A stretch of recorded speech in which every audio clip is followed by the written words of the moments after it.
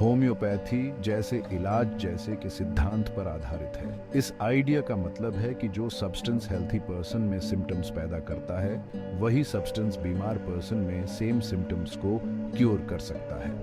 18वीं शताब्दी के अंत में सैमुअल हनुमान द्वारा डेवलप किया गया यह सिद्धांत आज भी होम्योपैथी का एक कॉर्नरस्टोन बना हुआ है। क्रिटिक्स का तर्क है कि इस प्रिंसिपल का कोई साइंटिफिक बेसिस नहीं है। उनका मानना है कि सिर्फ इसलिए कि कोई सब्सटेंस सिम्टम्स पैदा करता है, इसका मतलब यह नहीं है कि वह उन्हें क्योर भी कर सकता है। लेकिन सपोर्टर्स का तर्क है कि यह सिद्धांत इफेक्टिव है और सदियों से सक्सेसफुली यूज किया जाता रहा है।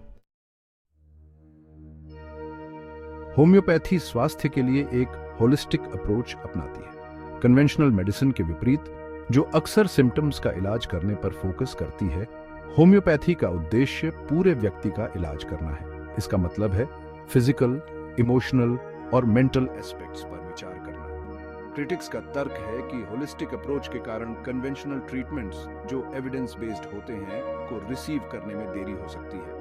हालांकि सपोर्टर्स का तर्क है कि यह कॉम्प्रिहेंसिव व्यू उपचार प्रक्रिया को एनहांस करता है और रूट कॉजेस को एड्रेस करता है। Section 5 the placebo argument in homeopathy.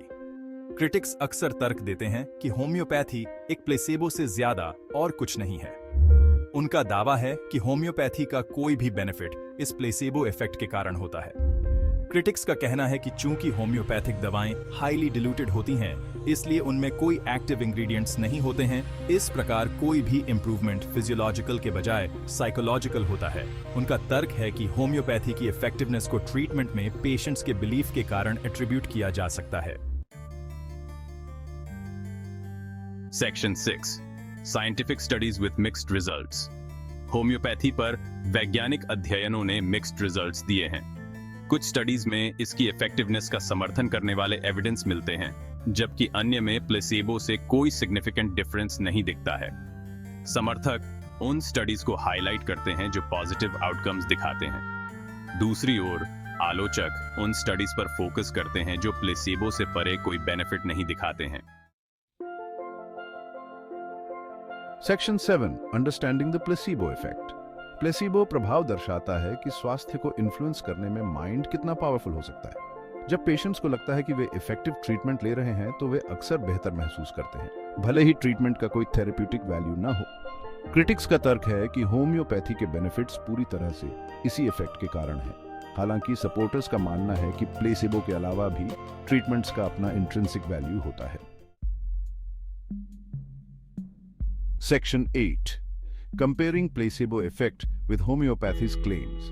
Homeopathy proponents का तर्क है कि उनके ट्रीटमेंट्स केवल साइकोलॉजिकल बेनिफिट से कहीं अधिक प्रदान करते हैं। क्रिटिक्स का काउंटर है कि होम्योपैथिक दवाओं में हाई डिल्यूशन लेवल्स का मतलब है कि उनमें कोई एक्टिव इंग्रेडिएंट्स नहीं होते हैं। उनका तर्क है कि कोई भी बेनिफिट प्लेसिबो इफेक्ट के कारण होता है। यह कंपैरिजन चल रही बहस का केंद्र है।